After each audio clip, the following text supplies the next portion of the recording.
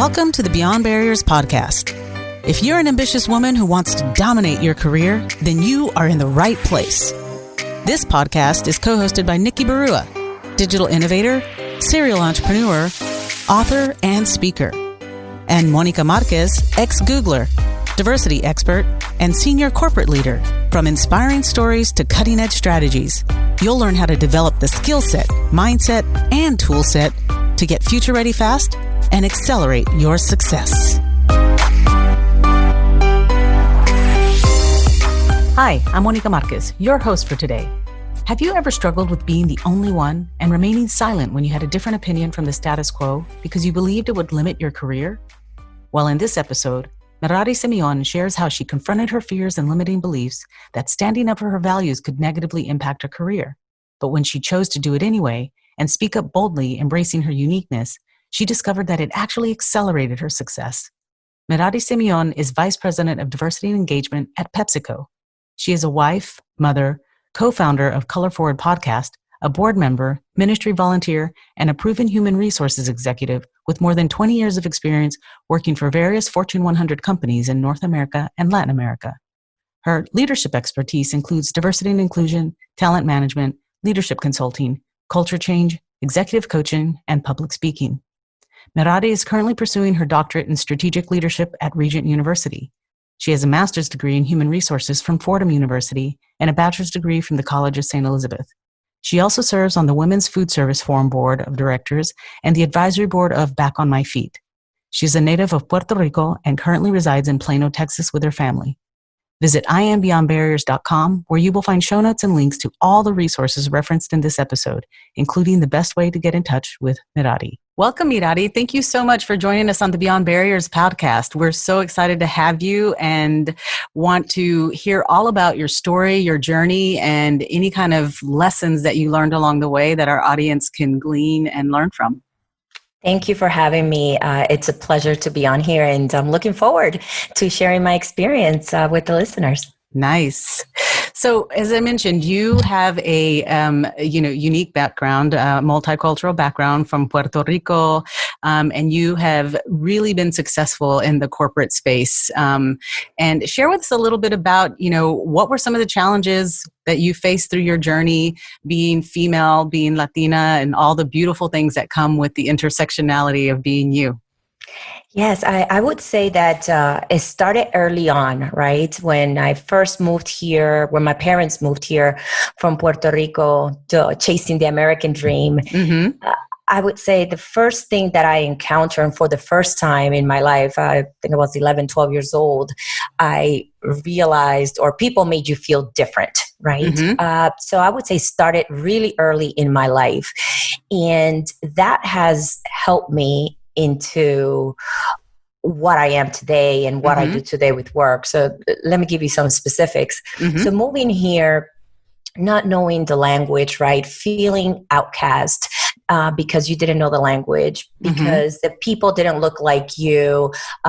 Teachers didn't really have your best interest.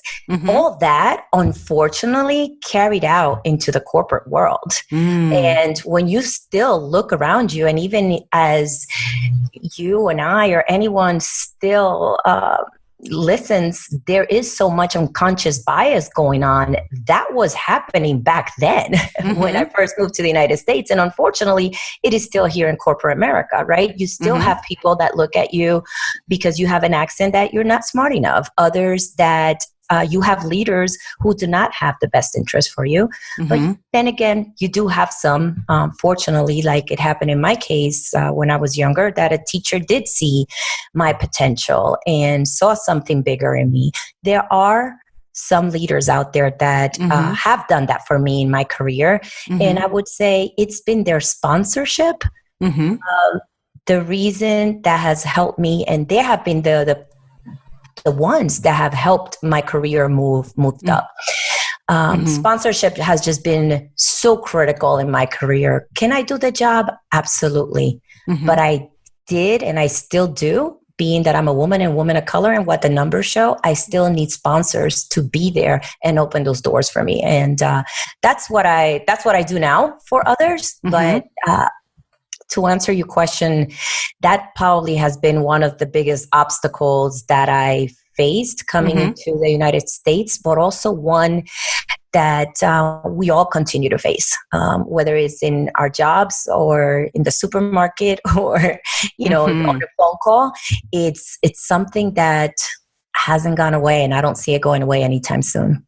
No, absolutely. I can 100% attest to the fact that the sponsors who have kind of stuck their neck out and were the ones who were pounding the table for you behind closed doors when you're not in the room are the ones who certainly helped, really kind of accelerate career success. And I think it's really important for women to understand the difference between mentors and sponsors. Can you share a little bit about, your sponsors who have helped you, and the difference between a mentor who you may go to and kind of like, air your dirty laundry and saying, I've messed up, I did this, but, how do you position yourself for a sponsor so that they can feel very confident in putting their neck out for you?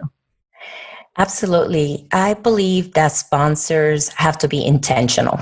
And what I mean by that is these may be people, or for me, speaking about me in my life, that person is not somebody that I may talk to every day, but they're aware of my potential. They're also aware of my capabilities, and are the ones that many times I may not even know about it, but for example, in a corporate environment during a people planning sessions, they're the ones saying, hey, take a look at Merary for this role, right?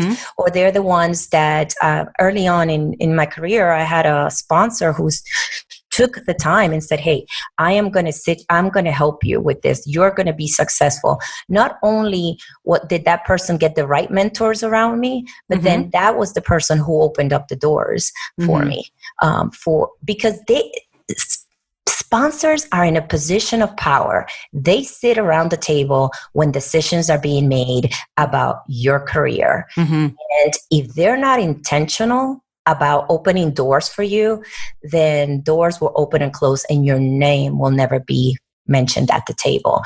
So that is, to me, the biggest difference. And that is where I saw the sponsorship. And again, I've been very fortunate. It started since high school when my high school teacher took the responsibility to speak to the corporation that I was going to work for at the time. And she opened those doors for me. She's like, hey, she may not have everything that you're looking for, but this is the potential. This is what she has. And I am putting, my name on it. Sometimes that's what it takes. One of the things that I see or I come across in the corporate environment is they may say, hey, this person doesn't have the experience, but do they have the potential? I think sponsors need to look at the potential. Let me tell you why. You can see the data, you can see the numbers. Specifically, I'm going to specifically talk about Latinos right now, but you can see that many of us are not in higher level positions. Why is that? It's not because we're not smart. It's because we have not been given the opportunity. So how are you going to compare me to another pool of people who have gotten the experience? But just give me a chance. Give me a chance and I will show you that I can do it. And many times do it better. So that's, to me, is what I mean when I say a sponsor. And at least for me, that's what I do when I sponsor other people, is I look at their potential and I open those doors for them, because I have no doubt that they can do it based on their proven performance. It is really the doors that need to be open. That's critical information. So help our audience understand. So as you have mentioned, community and your network and sponsors are so extremely important in helping you kind of accelerate and promote throughout your career. How does someone gain access and proximity to influential leaders that'll help them, get ahead? I mean, I try to explain to people, you can't just go to someone and say, hey, will you be my sponsor? How do you earn that trust? Absolutely. I think it starts with being strategic about how do you let these sponsors know the work that you're doing. I think many times we all make them, yes, your leader, your manager should be a sponsor, but I think many of us make the mistake that is the only sponsor we have. And we're not strategic about how other people find out about our work. some people laugh, but sometimes the way that I've done it is I may schedule a greet and meet, right? Hey, I just want to get to know you, and quick 15 minutes, you just let them know some of the work that you've been doing, or you find out what are some of the needs that they have and how you can help them. Honestly, the biggest assets to me are the administrative support. If you have a good relationship with them, you can get into the CFO's calendar. You can get on the CEO's calendar. But if you are not treating the administrative support with dignity and the respect that they deserve, you're not going to get on their calendar. So that has been honestly one of my secret weapons. I have great relationships with many of them. And I'm sure sometimes their leaders wonder, how did this woman get on my calendar? But I get on there, right? So you got to be really strategic. And also about the work that you're sharing. You got to study, okay, who is sitting at the table? Who's sitting at the table when they're making decisions about your career? You can guess or ask, but at the end of the day, you got to do your homework. Once you do your homework, you got to figure out how do you get pieces of information to these leaders, whether it's through their admin, whether it's through another coworker, whether it's through a friend, little pieces. It doesn't have to be a whole presentation, so that when your name is called, when they say Merary, they're like, oh, I heard of her. Yes. It may just be just that one piece, but you have to be strategic. So to answer your question, you have to be strategic, and you have to really think through. The same way that you would think about bringing a product to market is the same way that you think about how do you bring your brand to sponsors. And it can't be one. Figure out who's around the table and how you're going to strategically get on their calendar for them to know you, or for them to hear about you. So that's my secret. That's a fantastic analogy of thinking about, just like when you're bringing a product to market, how are you marketing it? How are you packaging it? How are you sharing that? And you have to think of yourself as a product, right? And what it is that you have to offer as well, and kind of be able to drop those marketing tidbits, right? So that they have that in the back of their mind. I think that's fabulous. Tell me a little bit about, you came to the U.S., you grew up, did your parents have a corporate experience, or are you first generation corporate? And if so, were there limiting beliefs that you had in terms of the kind of career that you needed to pursue, or there was a definition of success that maybe your family or the cultural, social, the societal norms were telling you? And how did you break through those boundaries? Oh, great question. So I'm the daughter of two hardworking blue-collar parents, and none of them graduated high school. So I was the first one to graduate college, as well as the first one in corporate. I have three brothers and a sister, so there's five of us. And at the time, there were no role models for me. And especially moving to the United States, there were really no role models. And society at the moment wasn't, and still is today in many ways, not very welcoming of differences, right? Including teachers, as I mentioned, which is the only access that you have outside of your parents at the moment.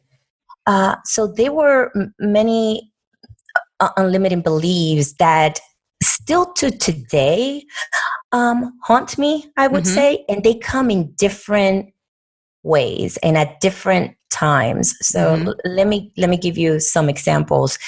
So I would say, even speaking, right? One of the things is, hey, we don't understand you or your accent. That's a limiting belief that I would say probably almost 2 years ago. If you look me up, I was in no stage. I was nowhere around. You didn't hear about Merary. And I had this limiting belief that I couldn't get my point across, that I wasn't smart enough. And believe it or not, that I didn't really have anything that would benefit anyone. And it wasn't until I was at a conference and I was speaking to somebody else, and I was like, man, I'm so tired. There's no Latinas on stage. And they're like, well, why not you? And I was like, ooh, why not me? Right. So it wasn't until then. Now, I do got to tell you, the limiting beliefs, I think, will always be there, and they always translate into fear. right? Fear that I'm not going to be relatable, fear that I'm not going to get my point across, fear that I can't speak English well, fear that somebody there is going to be better than me. So I believe I always struggle with different limiting beliefs. However, the key to moving forward is that I acknowledge the fear that those limiting beliefs bring, right? And what I try to do is I take fear for the ride, right? I love that. Yes. You know, so, and why do I say that? I say that so that it doesn't catch me by surprise. Right. So I know whenever I'm going to get on stage or I'm going to have or speak to people, okay, I know my accent is probably going to come out because I'm a little nervous. Okay. I know that. I acknowledge it. I'm fearful of that, but is that going to be the end of the world? So I kind of have like my own little conversation in my head. Yes. But I take it for a ride, and I just do not let it be the driver. Right? You want to hang out with me? Cool.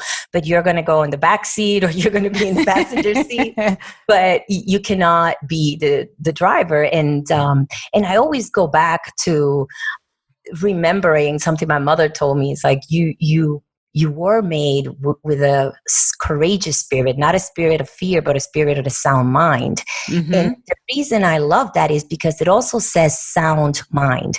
And when you are fearful of something and you try to hide it, a lot of times we make decisions like I was, right? I'm not going to be in front of people. I'm not going to put myself in a position where I'm going to look like a fool. Nobody wants to do that. But when you acknowledge it and, you know, calm those fears, I feel that I have more of a sound mind, that I can make better decisions, that I can take more calculated risks, that I can go on stage, or that I can go for that degree, or I can go for that job interview, or whatever it is. So it's not just about being courageous and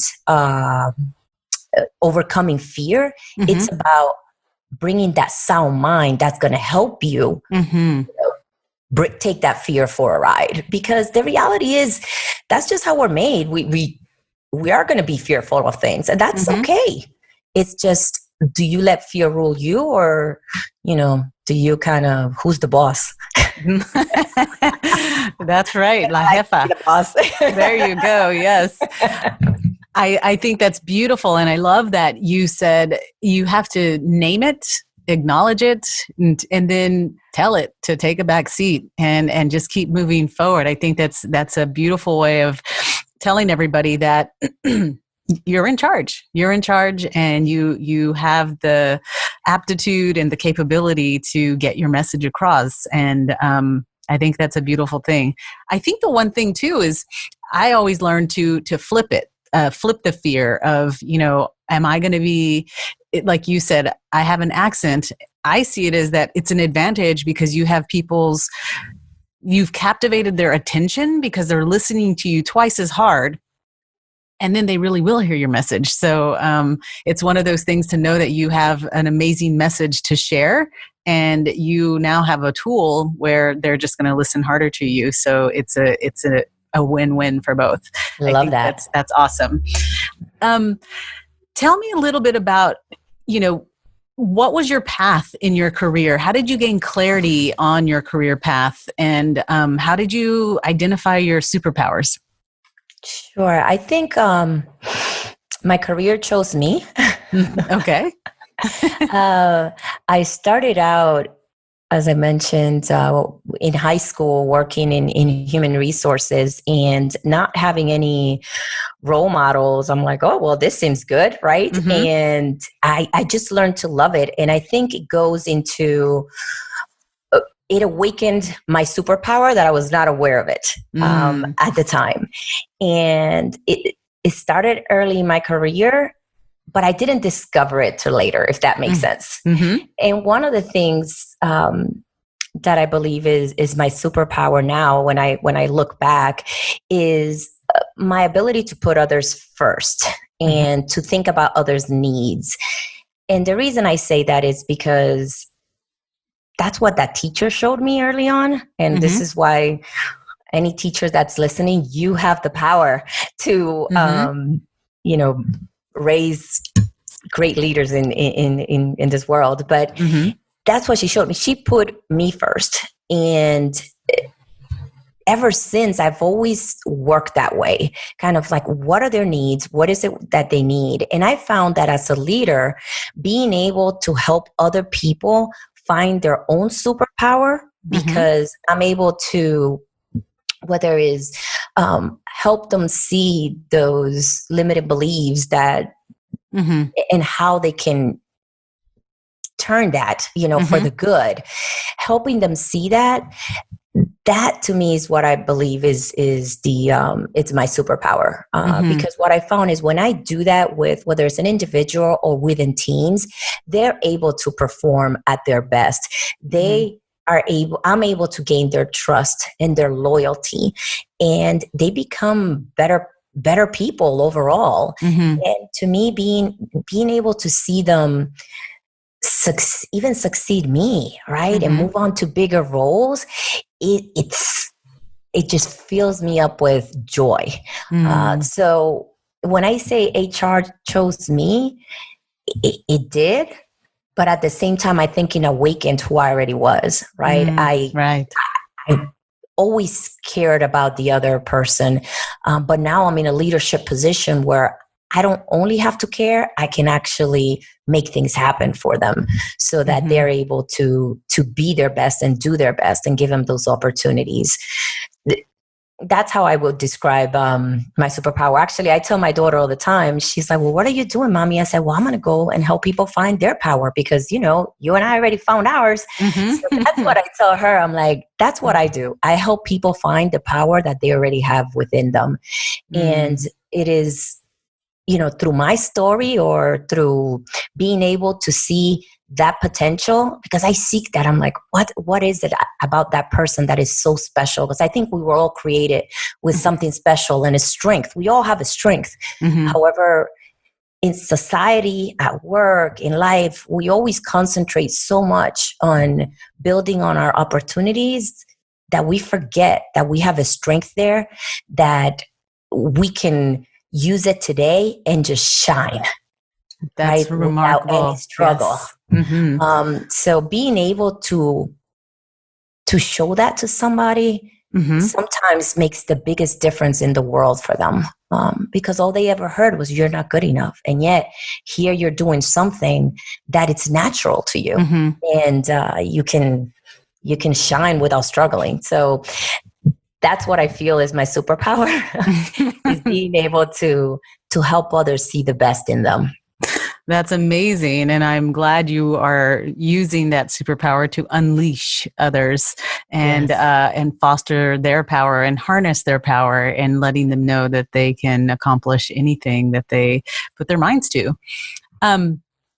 Speaking of superpowers and leveraging superpowers, as you and I both know, kind of growing up in corporate space and having these cultural sometimes nuances that play out in terms of deference to authority, and sometimes playing too much to the rules. Can you tell me maybe a situation or an instance where maybe you've broken the rules and then have surprised yourself that it actually got you further than kind of towing the line? Yes. I think sometimes you just, you have to do what you know is right. For not just for the other individual, for yourself, or for even the organization. I think sometimes people, because of the environment, people see only through one lens, and that's the beauty of diversity, right? You come in and you see things differently and you're able to elevate things. So I would say it started again in early my career, but personally, I would say one was moving away from home. That was definitely a rule breaker. Nobody, at least in the way I grew up, you don't leave your parents and you don't leave. Same here. I left. I think I had my first apartment at 17 and I have roommates and all that stuff. But to me, I needed to escape where I was. And at the moment I wanted to escape poverty. So I had a why. So let me start by saying that my why at the time was escaping poverty. That drove me to break rules. One was obviously, leave the house. The second one was, get a college education. The third one was move away from, at the time, New Jersey. So the fourth one was, I was the only one in the family not married. So I got married at 38 and had my first child at 40. So this was all breaking the rules according to norm, to society, right? So when you look at it that way, those were things that I needed to do in order for, number one, my career to escalate, to go higher, right? As well as for me to see what I can do, right? And how much more I can achieve, right? So I would say that from a personal perspective, I needed to go to do something different than what culture was dictating, what parents were dictating, and at the time, what even your own teachers or society was saying. From a corporate perspective, it's one of the things that I've done is I speak up a lot of the times where people do not. It's a different opinion, and people may not want to hear it. But what I found is that, and trust me, I've gotten lots of feedback about it. But what I found is that if I didn't speak up, things would have not been done right, or people would have missed opportunities. And the reason why it's important to sometimes break those rules and kind of speak up and go against the status quo is because somebody in that room will listen. Somebody in that room is paying attention, or will start paying attention. But if you don't plant that seed, nobody will ever think about it. So to be a little bit more specific, I now do diversity and engagement, but before that I always worked in human resources, and I being the only person at the table with a different point of view, I felt that speaking up sometimes were career derailers. However, my values were stronger, if that makes sense. And there were times where I had to make the decision of, do I do the right thing and put my career on the line, or do I stay quiet? And every single time that I did the right thing, I ended up not losing my career. And I ended up doing something good, not just for me, but for the company, for the other, or for the individuals that were involved in the conversation. Is it scary? Yes. Is it the norm? When you're the only one at the table, or the only female, or the only person of color? No, because you typically don't see people speaking up at the table when when it's a room full of leaders and you're the only one that's not like them. So I had to break those rules early on in my career. And I think sometimes it worked, sometimes it didn't. But at the end of the day, there was never a time where I felt that I put my values at risk. And to me, that was more important. I think I would have been too stressed out if I didn't do what was right at the time. That is all inspiring. And, I hope that our listeners are listening to this and taking this away as a lesson to empower themselves to speak up. And like you said, at the end of the day, just go with your gut and what's right. And then where you're not questioning your values. And because I can tell you in my career, there have been moments where you sit back and your silence, it ends up festering inside you, and you knew you should have said something and you didn't. And after a while, it's like, okay, the best thing to do is just say my piece, say what I have to say, and not have to deal with that guilt that follows you around for choosing to be silent. Absolutely. So I learned very, very young not to do that. And I love what you said, because there is no price in peace, and not being able to have peace because you didn't say something. It's the worst. Because I've been in positions, not always did I speak up. I just realized at one point, like, oh my God, I can't just stay quiet anymore. Because that's another thing. I think people that know me, I carry my emotions on my face. So trust me, I'm like red, getting ready to blow up, but I'm not saying anything. So it's like, okay, just say it, because everybody knows you have something to say. And I think a lot of the times we wait until we have the perfect words to say something or speak up. And sometimes we just gotta just put it out there and go with it. Because if we wait to have the perfect words, we will lose the opportunity, lose that moment to bring attention to something important. So Merary, you said some really important things that I want our listeners to take away. You mentioned how, myself as a Latina, when we can wear our emotions on our arms and on our face and people know.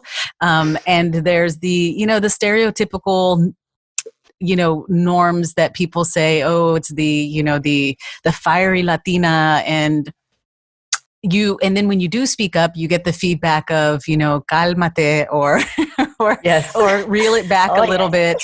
And for some people, that feedback will shut them up, and they will choose to no longer speak up. How have you kind of handled that? How have you struggled? Because I know I used to struggle with, wanting to speak up, then being told to not be so emotional, but it's like, it's part of who I am. And then at the end, just saying, you know what, I'm going to be just authentically unapologetic. But I do know that there are some young Latinas coming up in their careers saying, but that's going to slow me down. How did you manage that? Yeah, no, that's a great question. And it was definitely something that I struggle with, and I've gotten better. So trust me, I made a lot of mistakes. I've been pulled to the side. I've gotten that feedback. You're too passionate. You're too emotional about this. So I have learned, and sometimes feedback is a gift. You just got to take it and figure it out. How do you not lose yourself, but use it to your advantage, so that you are then, again, with that sound mind, being able to give that feedback at the moment when deep down inside you're burning up, right, and want to scream.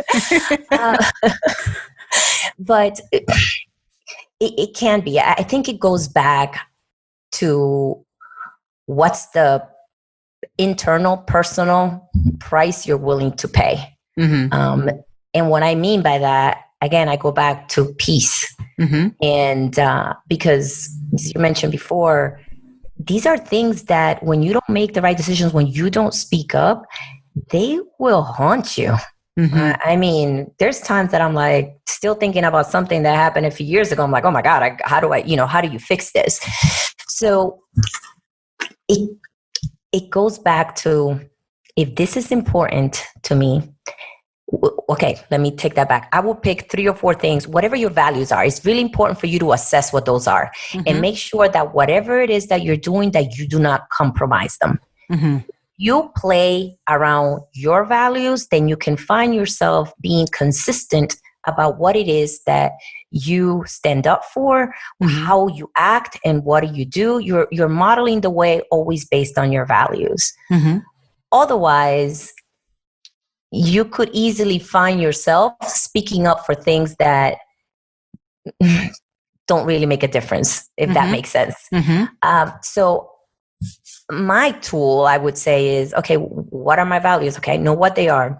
I stand up for women, right? I want to make sure that they're being looked at equally, and people of color, so those things. If there's ever a conversation about how people are being treated unequally for anybody, not just women and people of color, but obviously I'm more passionate about that, that I have a responsibility to speak up, because that's not something that's going to let me sleep at night. Now, there may be other things that that's fine. But if it has to do with my values and what I believe in, and it's going to keep me up at night, I will tell our listeners, and it's something that I do, I have to speak up about it. Now, I have learned, okay, this is like, I've learned from my mistakes.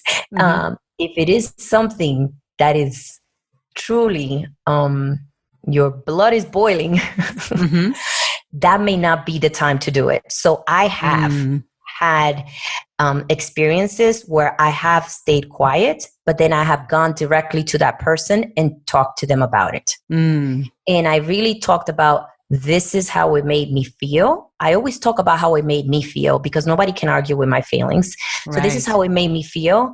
And this is where I think we can do better. Right? So I've learned, because I'm not going to lie to you. There are some times where I'm in a meeting and I'm just like, are you kidding me? I mean, like, are we really talking about this? And I just know.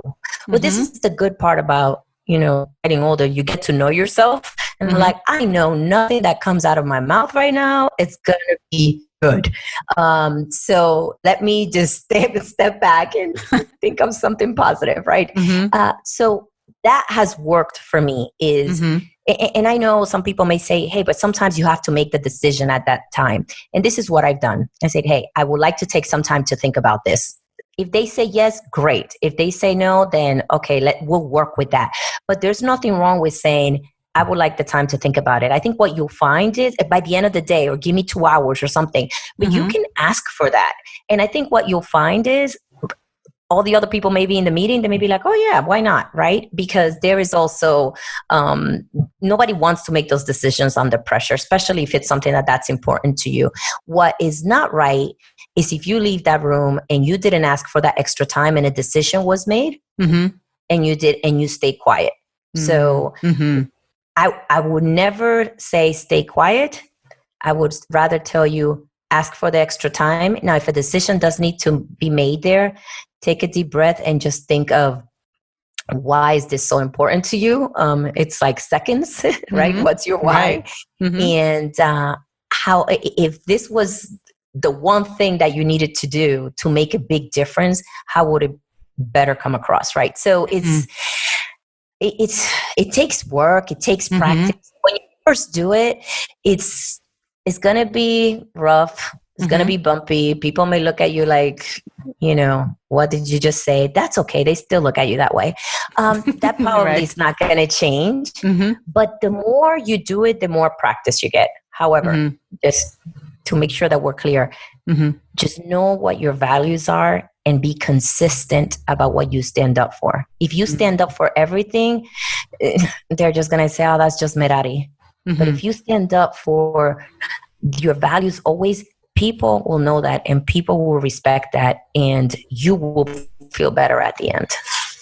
That's fantastic. And I think it's a critically important action that you can take in terms of just taking that breath, taking that time to answer your why. Why is this so important? And then being able to share that why with the people on the other side of the table. And I think that's the key thing, is that if you can share the why, then they get it.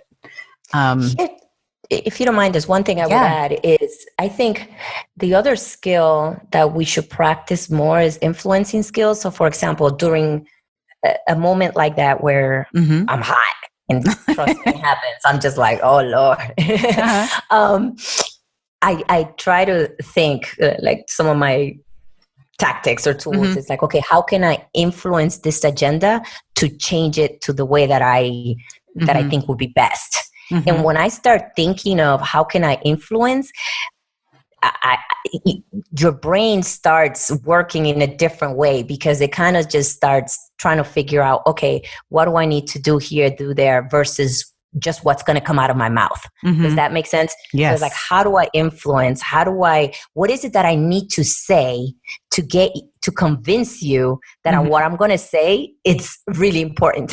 And when I start thinking about that, it helps me reshape almost what I have to say or what I'm going to say. So influencing is key, whether it's in, in a group of people where you're making a decision or whether it's one-on-one, but thinking of what's important to you and how can I say what I'm going to say so that, you want to hear more about it or it calls your attention because it's important to you. What's in it for them? To me, that's really key, and it helps me calm down. Yes. It helps me calm down because now I'm thinking, okay, that's what they need to know.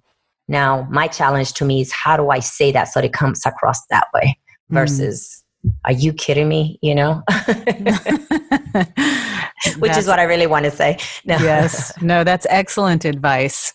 So one last question, given that, we are experiencing a kind of unprecedented crisis in that, the COVID-19 pandemic that's going on, and it's kind of turned HR and the world and the corporate world on its head. What is the one thing that you are hoping we all learn from this?